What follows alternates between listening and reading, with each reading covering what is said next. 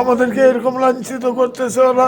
মার্কেটের লোক সবাই জিম্মি হয়ে গেছে, আমরা চাঁদা দিতে দিতে আমাদের হয়ে গেছি। আমাদেরকে তোমরা আমাদের প্রধানমন্ত্রীর কাছে আমাদের আকুলগুলো আবেদন থাকবে, তাদেরকে আমরা ভোট দিয়ে করেছি। এইসব ছেলেপেলে সন্ত্রাসী ছেলেপেলে সন্ত্রাসী কার্যকলাপ করবে। আমার একটা ছেলে, তাকে থানার ভিতর বলা হচ্ছে পুলিশের সামনে যে তোমাকে টুকরো টুকরো করবো। আমার ওয়াইফকেও বলা হয়েছে যে তাকে টুকরো টুকরো করা হবে। এর বিচার চাই। প্রশাসনও বলতেছে আমাদের আমরা 7 মাস এই 14 মাসের ভিতর আমরা রাশেদুল বিতৃষ্ণু করে ফেলে দিয়েছে এই প্রশাসনকে।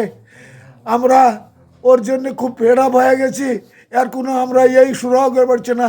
কোর্ট থেকে সে জামিন হয়ে বের হয়ে আসতেছে, তার আমরা কোনো কিছু আসেই তারা আবার সন্ত্রাসী চাঁদাবাজি করতেছে। প্রশাসন বলতেছে আমরা কি করবো, আমরা ধরতেছি, কিন্তু কোর্ট থেকে তো বার হয়ে আসতেছে।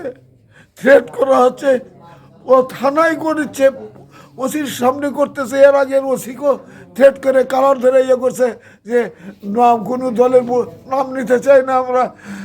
আপনারা সাংবাদিক, আপনারা বলেন দেশের কাছে আপনারা ভালোভাবে ধরে তোলেন যে এইভাবে সন্ত্রাসী কার্যকলাপ কারা করতেছে।